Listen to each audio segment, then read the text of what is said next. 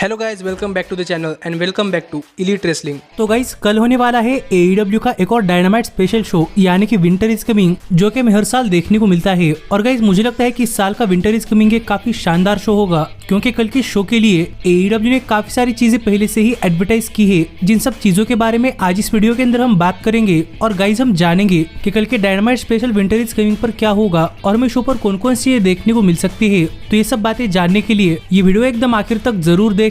और ऐसे ही AEW से रिलेटेड हर एक न्यूज, रूमर और अपडेट और AEW के हर एक शो का रिव्यू पाने के लिए हमारे चैनल को सब्सक्राइब करना मत भूलना।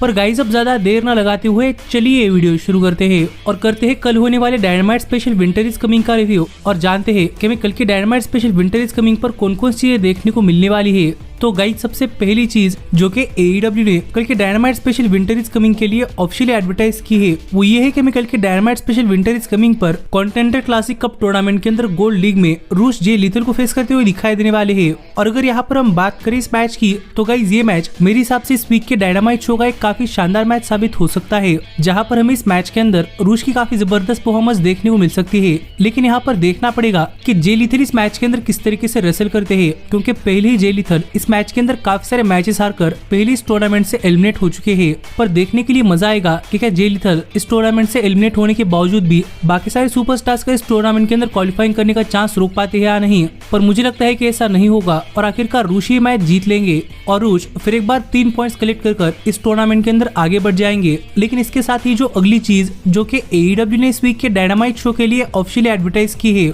वो ये है कि मैं इस वीक के डायनामाइट शो पर रिहो एक 1-on-1 मैच के अंदर रूबी सोहो को फेस करती हुई दिखाई देने वाली है। और गाइज अगर यहाँ पर हम बात करें इस मैच के बैक स्टोरी की, तो गाइज हमने देखा है कि लास्ट वीक डायनामाइट शो पर रिहो AEW के अंदर वापस आ चुकी है और रिहो को AEW विमेंस वर्ल्ड चैंपियनशिप के लिए मैच चाहिए था। लेकिन हमें सरप्राइजिंगली रिहो रूबी सोहो को फेस करती हुई दिखाई देने वाली है, जहाँ पर इससे पहले टोनी स्टॉर्म और रूबी सोहो भी एक टैग टीम पार्टनरशिप के अंदर थी, पर वो साथ नहीं है। लेकिन यहाँ पर देखने के लिए मजा आएगा कि रिहो के टोनी स्टॉर्म के पीछे जाने से पहले एक 1-on-1 मैच के अंदर रिहो की रूबी सोहो के खिलाफ परफॉर्मेंस कैसी होती है। और मुझे भी देखना है कि इस मैच के अंदर रूबी सोहो किस तरीके से रेसल करती है, क्योंकि हाल फिलहाल में काफी सारे डिस्ट्रैक्शन के चलते अपने मैचेस हार रही है। और मुझे लगता है कि प्रोबेबली यही सिलसिला आगे भी कंटिन्यू होगा और हमें शायद इस मैच के अंदर रूबी सोहो फिर एक बार एंजेलो पार्कर के डिस्ट्रैक्शन के चलते ये मैच हारती हुई दिखाई दे सकती है। और देखने के लिए मजा आएगा कि अगर ऐसा होता है तो आगे क्या होता है। पर इसके बाद जो अगला बड़ा मैच जो कि AEW ने इस वीक के डायनामाइट शो के लिए ऑफिशियली एडवर्टाइज किया है, वो ये है कि हमें इस वीक के डायनामाइट शो पर AEW के कॉन्टेंडर क्लासिक कप टूर्नामेंट के ब्लू ग्रुप का भी एक मैच देखने को मिलने वाला है, जहाँ पर ब्रॉडी किंग अंद्रादे एल इडियो को फेस करेंगे।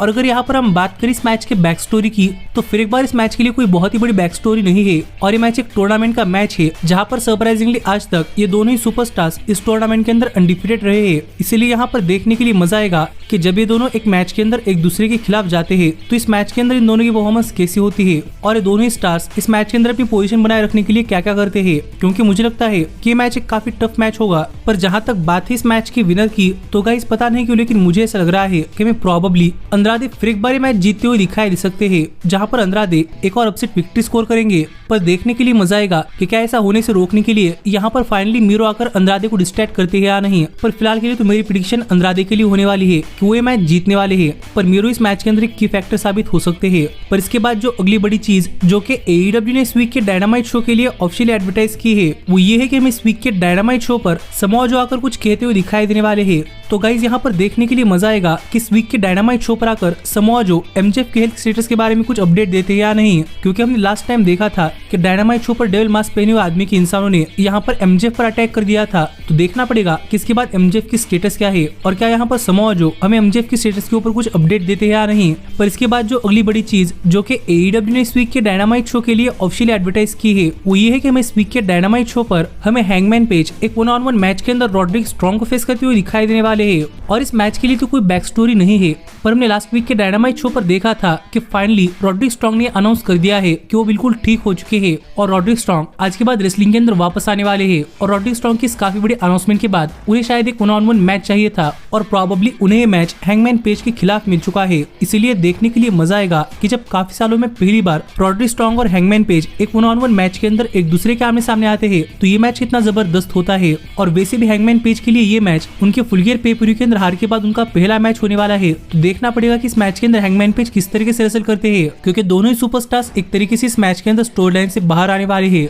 लेकिन जहां तक बात है इस मैच की विनर की, तो गाइस मुझे लगता है कि हमें यहाँ पर रॉड्रिक स्ट्रॉन्ग ही ये मैच जीतते हुए दिखाई दे सकते हैं। और क्या पता यहाँ पर हैंगमैन पेज किस तरीके से या फिर रॉड्रिक स्ट्रॉन्ग की तरफ से चीटिंग की वजह से ये मैच हार जाए। पर फिलहाल के लिए मेरी इस मैच के लिए प्रेडिक्शन रॉड्रिक स्ट्रॉन्ग के लिए होने वाली है कि वो ये मैच जीतेंगे। पर इसके बाद जो अगली बड़ी चीज जो कि AEW ने इस वीक के डायनामाइट शो के लिए ऑफिशियली एडवर्टाइज की है, वो ये है कि हम इस वीक के डायनामाइट शो पर द वॉन एर्किन्स रिटर्न करते हुए दिखाई देने वाले हैं। और गाइस अगर आपको नहीं पता कि ये कौन है और इसे ग्राफिक देखकर आपको समझ नहीं आ रहा, तो गाइस मैं आपको बताना चाहूंगा कि हाल ही में जो यूनाइटेड स्टेट्स के अंदर MJF ने जिस मूवी के अंदर काम किया था यानी कि द आयरन क्लॉ, तो ये मूवी जिस रेसलिंग फैमिली के ऊपर बेस है, तो उसी फैमिली का नाम है द वॉन एर्किन्स। और हमें फाइनली ये फैमिली काफी सालों बाद रेसलिंग के अंदर इस वीक के डायनामाइट शो पर अपनी मूवी को प्रमोट करने के लिए आते हुए दिखाई देने वाले हैं। इसलिए देखने के लिए मजा आएगा कि जब काफी बड़े स्टार्स इस वीक के डायनामाइट शो पर आते हैं तो ये शो कितना जबरदस्त होता है। लेकिन इसके बाद जो अगला बड़ा मैच जो कि AEW ने इस वीक के dynamite special winter is coming के लिए ऑफिशियली एडवर्टाइज किया है, वो फिर एक बार कॉन्टेंडर क्लासिक कप टूर्नामेंट का गोल्ड ग्रुप का मैच है, जहां पर मैं जे व्हाइट मार्क ब्रिस्को को एक 1-on-1 मैच के अंदर फेस करते हुए दिखाई देने वाले हैं।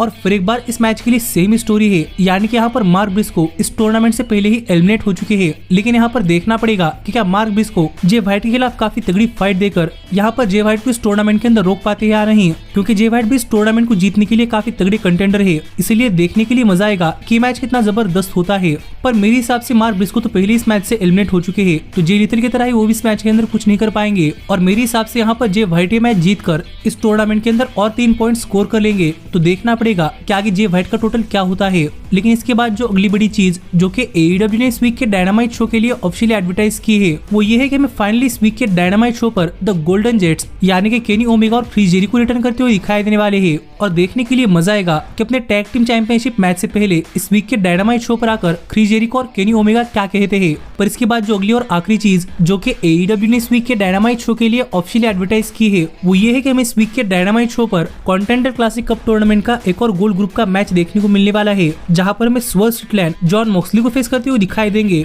और अगर यहाँ पर हम बात करें इस मैच के बैक स्टोरी की, तो गाइस ये दोनों ही सुपरस्टार्स अब तक इस टूर्नामेंट के अंदर अनडिफिटेड है और दोनों ने ही इस टूर्नामेंट के अंदर काफी अनबिलीवेबल विक्ट्री स्कोर की है। इसीलिए देखने के लिए मजा आएगा कि जब पहली बार स्वर्ल मेन इवेंट लेवल स्टेटस के साथ जॉन मॉक्सली जैसे मेन इवेंटर के सामने जाते हैं, तो ये मैच कितना जबरदस्त होता है। पर मेरी इस मैच से काफी ज्यादा एक्सपेक्टेशन है और मुझे देखना है कि ये मैच कितना शानदार मैच होगा और इस मैच के अंदर दोनों ही स्टार्स की परफॉर्मेंस कैसी होती है। लेकिन जहां तक बात है इस मैच की विनर की, तो गाइस मुझे लग रहा है कि यहाँ पर AEW के पास स्वर को एक काफी बड़ा स्टार दिखाने का एक काफी अच्छा मौका है। और मेरे हिसाब से इसलिए AEW को इस मैच के अंदर स्वर को जितवाना चाहिए, जिससे कि स्वर जॉन मॉक्सली से भी काफी बड़े स्टार दिखाई देंगे। और मेरी प्रेडिक्शन भी स्वर के लिए होने वाली है कि वो ये मैच जीतेंगे। पर 30% मुझे लग रहा है कि शायद ये मैच एक ड्रॉ के अंदर भी खत्म हो सकता है। पर फिर भी मेरी प्रेडिक्शन स्वर के लिए होने वाली है, जिस पर आपका क्या कहना है आप मुझे कमेंट कर बताइए। और इतनी चीजें हैं जो कि AEW ने इस वीक के डायनामाइट शो के लिए ऑफिशियली एडवर्टाइज की है। और इस सब के साथ ही हमें इस वीक के शो पर और भी काफी सारी चीजें देखनी है। एज और क्रिश्चियन के मैच के बाद इस वीक एज और क्रिश्चियन शो पर आकर कुछ कहते हैं या नहीं,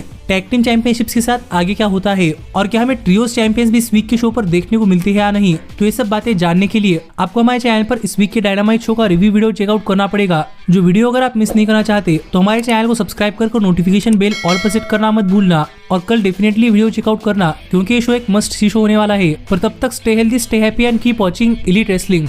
Hey, did you like that video? Click the screen for more. And where do you think you're going? Check out our official merchandise page and to support the entire cast. And thanks so much for being the elite. The elite, the elite. What, Nick, you're not going to sing it all with me this time?